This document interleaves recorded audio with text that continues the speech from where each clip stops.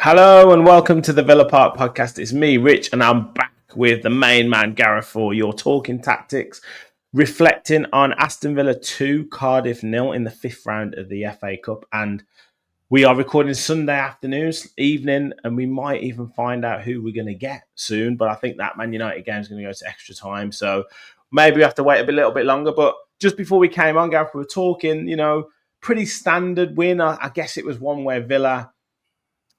everyone expected it, so it was almost like, you're not going to get any credit for it, really. It was just a case of, get the job done. Exactly that, get the job done. Yeah, I mean, you've got to be beating teams that are struggling at the foot of the championship at least, haven't you? So, yeah, I thought they played okay. I thought it was nothing out of the ordinary, but I don't think they had to do anything out of the ordinary. Yeah, I know. And it had kind of been prepped up by both managers before the game, maybe a bit of kidology, a bit of sort of, I don't know what it was, reverse psychology from Unai Emery, kind of playing it down a little bit, but then certainly potentially from the Cardiff manager as well, talking about, obviously they've got really important games in the Championship to stay in that. But I don't know. I guess it's one of those things. If you win it, if Cardiff had won that game, look at the inspiration that they've got then going into their next game. So it's a bit, I don't know. It's just one of those, isn't it? For me, I think if for Villa as well, if you win in the FA Cup and you keep winning games, that's obviously going to be better for you for your own league form or Champions League form. Yeah, of course it is. I think from what I heard from these two managers you just said, I heard the same from Pep Guardiola and the Plymouth manager. It was a very similar sort of situation where they're both playing it down. Well, if we win, it'll be great. But, we're just here to enjoy ourselves. Well, it's not always where the FA Cup works, is it? But, yeah, we need to get a trophy, and this is probably going to be our best bet. Absolutely. Well, let's go through it. Like we say, nothing crazy in terms of what we expect or any shocks in terms of the stats, I would imagine. Villa dominating, 68% possession, 88% field tilt. But anything that stuck out to you in terms of something that was slightly out in the ordinary? Not really. I mean, it was good that we dominated the ball, which we always expected that we would do. I mean, the field tilt, 88% of that time spent in the Cardiff final and our final third. So, yeah, not really. I mean, the high volume of passes, obviously, but I think the stats tell the story of the game that we always expected it would be. Would you, this corners thing again, 12 corners and nothing from them, would that be a slight concern? Yeah, I'm going to have a look at this data in the week because especially we're not so great on set pieces at all, are we? Don't seem to do anything from them at all. So, yeah, it needs. We spoke about it last time, didn't we? That they should be looking at it a bit more. But, yeah, it doesn't seem to be working at all for us, is it? All this short corner nonsense. Yeah, I mean, you could say we scored one against Chelsea that was the short and then back to Rashford and then into Asensio. Obviously, the goalkeeper made a terrible error. Just love to see one go in the box and... an Ezri Konsa or just like a proper towering header. I just love to see something like that again. And and certainly from 12 corners, and I know we had multiple ones in games previously. You just want to see it, even just a keeper make a save from a direct header. But maybe that's wishing for too much. I don't know. Quick look at the exactly passing networks. I mean, look at that. Right up into the opposition half, which indicates what you've just said before. Anything again that you noticed any different? I mean, like I say, the average passing start height was 63 metres, well inside the Cardiff half. So interesting that we're playing a lot more out to Rashford, I think, from this, and a lot more out to Leon Bailey as well on the right-hand side. And we'll see that our defensive shape in a minute is not too dissimilar to this.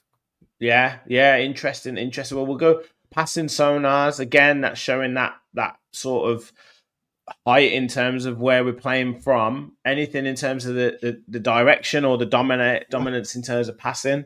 Yeah, that dark purple stretch from John McGinn. Look where that's going, out to the Yeah. left hand side. So that correlates well, doesn't it, with the passing networks?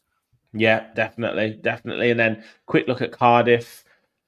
Very very deep. I would say anything there in terms of. I guess you're looking at sort of four players along that line trying to spring on Villa if the opportunity arose. Exactly that. Yeah, you're looking at Anwar El Ghazi and Perry Ndjou's a very good right back, by the way. So yeah, that's exactly what they were trying to do, but it just didn't work for them, did it? No, they had one opportunity, didn't they, just before Villa scored? And you kind of thought, oh, here we go. But thankfully, Emi Martinez held on to it, which he did mention in his post-match interview. Shots, 25 shots, 9 on target. So 25 from 9 from 25. Is that good enough, would you say?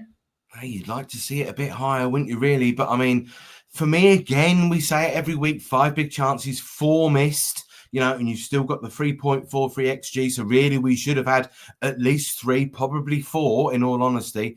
You've got to be converting chances again. Yeah, absolutely. And quite a few from inside the box. And we know Cardiff are going to throw bodies in the way, interceptions. But yeah, you say, if you're getting opportunities inside the box, you've got to be a bit better with them. Yeah, I mean, one thing I would say though, Rich, is that you called last time for a lot of long range shooting. You got your wish. Yeah, I did. Look at all them and block shots. You got your wish. Yeah. Maybe they just need to be better at them.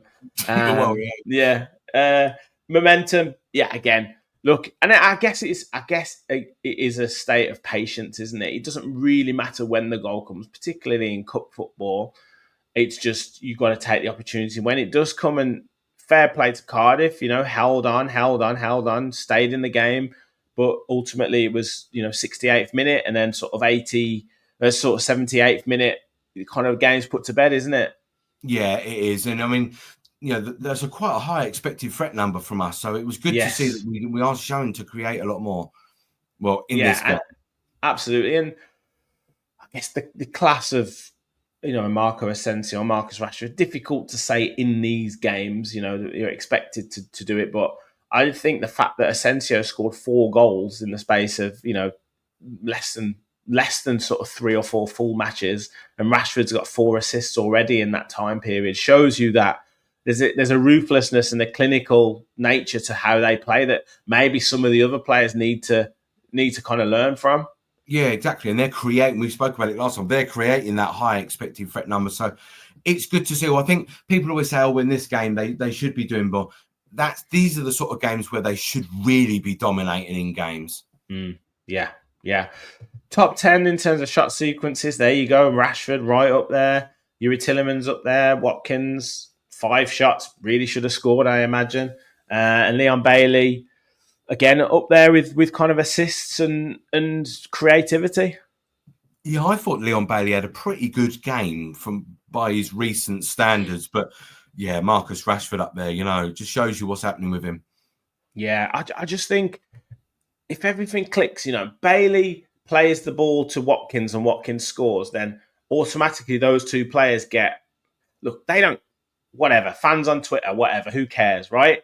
But just in terms of the perception, it's like Watkins misses chances, Bailey's not doing anything. So Bailey sets up Watkins, it's like, well, they've both proved, if you like, that what they've got, or so Bailey has 2 or 3 shots in that game. I think he did get an assist. I don't know if it was credited to Watkins, but I guess he just needs to do a little bit more of that. And I think sometimes where Asensio's got that ruthlessness, or Rashford's got that opportunity where he's got 4 assists already, it's kind of almost like, look, just take a little bit of a leaf out of their book, and then all of a sudden the perception of what you're doing or what you're not doing changes. Because I'm sure he's doing good things in the game, Leon Bailey, or Watkins. We know how many good things he does in the game, but it's just, if you do one thing that leads to something like dynamic or something that is, going to get us a goal or whatever, then that just automatically changes the perception of what everyone says. Oh, well, he had a good game because, look, he didn't only have just 2 shots, but he also scored or whatever. Do you know understand what I Yes, mean? I do. Yeah, no, I know exactly what you mean. They just need that. It's almost like a confidence builder kind of Yeah, thing.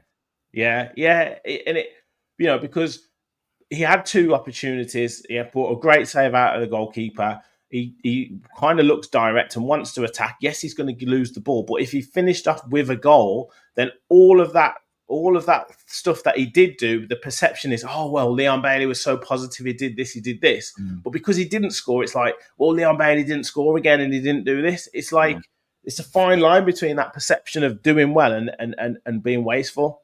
Yeah, you almost want him just to act like a traditional orthodox winger. Just Yeah. take people on, beat them, do what you got to do. Tends to come inside a little bit more into traffic and then doesn't and therefore have an end product. Yeah. Ball progression, I imagine. Yeah, team. Well, look at Lamar Bogard in there as well. I mean, lots of people, we talk about perception and doing well. I mean, Lamar Bogard has really turned a lot of Villa fans into his favour, hasn't he? Yeah, and rightly so. He's playing really well, and I think both centre halves, Cosentine will see as well. Their passing was really progressive. It was forwards, but the game sort of state dictated that it was always going to be the way. But they did tend to look forwards more than they did anything else, rather than go side to side, which we've seen a lot, of course, in the Prem. Yeah, that was good. And then just looking at the distances covered, anything that stood out to you? I mean, McGinn another 15 kilometres, Tielemans 17 kilometres. That's crazy, isn't it? I mean, to get Onana or Kamara back fit, it was great to see Kamara back on the bench because, obviously it's great for their, McGinn's fitness or Yuri Tielemans' fitness, but you just need a couple of players just to back them up. Maybe give us 65, 70 minutes and then we bring on fresh legs to keep that tempo up. Yeah, because in theory, in this game, Tielemans didn't have to run 17 kilometres, did he? Yeah, but they chose to obviously do that. But I mean, I think the work rate, I think he wanted that tempo up for this game in preparation for the next. That would be my thinking. Yeah. But I mean, some of those numbers and the cons, I've been noticing this and some other, I don't know where it was with another team. I've been noticing central defenders, and we've been seeing central defenders get quite a few more injuries this season.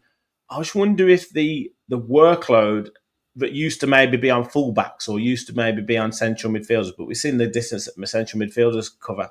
I wonder if that workload is now being passed to centre backs, because not only now have they got to progress the ball forwards, or the fullbacks are going high now, so they've got to cover more ground across the back.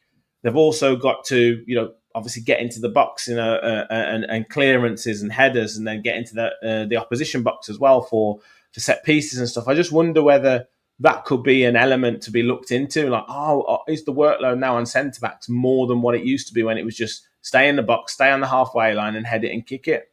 Yeah, I think your second point is probably the more valid one, and that is that they're having to come out because fullbacks are very high. That's probably the more likely. Yeah. Defensive shape. You mentioned this earlier about kind of indicating how we operated. Yeah, look at the high press. That front four: Rashford, Watkins, Bailey, and Asensio, all pressing relatively high. So that's quite interesting to see. Whether that's going to be just for this game, I don't know. I think it worked quite well. Whether they will do it or not, I don't know. But that's a really sort of good defensive shape for me. Yeah, I'd only be slightly worried about that gap in the midfield, but yeah, agreed.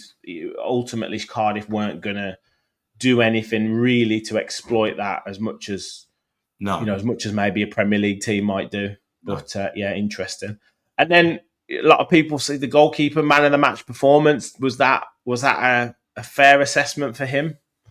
I mean, I thought at the time it was a stretch, but I can see why they picked him for the saves that he made. He made 7 saves, obviously, we can see there. But yeah, I mean, it is what it is, really. But I guess, could you have given it to anybody else? I think it's probably fair that he did get recognition for his performance. Possibly, just from the kind of major highlights and stuff. Good save from Leon Bailey. Good save from John McGinn, but I don't know if we worked him enough. And then if Asensio's the match winner with 2 goals, I mean, you've that's kind of the other option. Yeah, that was the other. You kind of got to give it to him, really. But it is what it is. But obviously, Emi Yeah. Martin has only really one save to make, and that was that one just before we scored, which was, ultimately became very important. But yeah, into the next round, mate, into the quarterfinals, and now literally one win away from Wembley. Newcastle going out today. Another Premier League team out, to this evening with Man United and Fulham. And then tomorrow, Forest play Ipswich, so another Premier League team out as well. We've got to be, if the draw's kind to us, we've got to be positive about this now, surely. Yeah, unless we get Palace. Yeah, definitely. I mean, that's the team you've got to avoid, isn't it, now? Yeah, definitely. But Yeah, I mean, in all seriousness, yeah. Getting to Wembley would be fantastic, wouldn't it? It'd be a real booster for everyone. 100%. And it does seem like, the indications this season are we do have a bit more of a one-off cup side or a one-off game side, with the likes of Morgan Rogers or Ramsey or Rashford now, Asensio, these players who can turn it on for, big games. The way we play in terms of that transition style as well seems to suit the one-off games, rather than kind of a consistent sort of monotonous way of playing in that the league football would suggest. Yeah, I think, exactly. I can't argue with anything you said. I think we just need to get there. Yeah. Well, attention turns to Tuesday night. Now, another competition, Champions League this time. I mean, it is funny, like the mindset that you probably got to go into different games with. Obviously FA Cup against a lower league opposition is a different mindset to a Premier League away at Selhurst Park, and then we're going into Club Brugge, who we played before in the competition, albeit in the league phase. This time it's knockout, but it's the first leg. So yeah, it's going to be one of them where it's, I don't know, do we go into it to stay in the game, to stay in the tie, or do we try and attack, or what? How would you sort of assess it? Yeah, I think he's going to be. I don't think he'll. I mean, the last game we were pretty good, weren't we, against Bruges? If it wasn't for Tyrone Mings and that, so you would think that they would get something there, Villa. You would hope that they could come away with a 1-0. I think if you come away with either a draw or you come back to Villa Park with a victory, I think that's in the bag. Yeah. I'm that confident of that. Yeah, I just don't think we will want to be, again, talk about mindset and want to make the same mistakes. You're not going to make the same mistake that Tyrone Mings made, but in terms of the mentality, in terms of the approach and everything like that, we've seen what they've got to offer. We probably didn't quite do ourselves justice in that game. So there's a few players who will want to maybe prove a point. And then we've also got, 3 new players in Disasi, Rashford and Asensio that weren't there at that time. And, hopefully 1 or 2 other players coming back fit. So yeah, going to be a good one. But look, all positive. Quarterfinals of the Cup and Champions League last 16 tied to focus on. So yeah, all good, mate. Once again, thank you for all the analysis. Like I say, we give a few bits on this show, but you've got more stats and visuals to come. So where can people find that? Yeah, we'll try and put it on at One Villa Analysis. Brilliant stuff. Well, I'm sure we'll be back after the Champions League game, hopefully reflecting on another victory. So do please stay tuned for that. We'll be back later on tonight for Cardiff review, FA Cup draw reaction, Bruges preview. So an action-packed show later. Make sure you smash the like button. Make sure you hit the subscribe button and get your comments in as well. Thank you all for watching. And as always, remember, we all follow the Villa.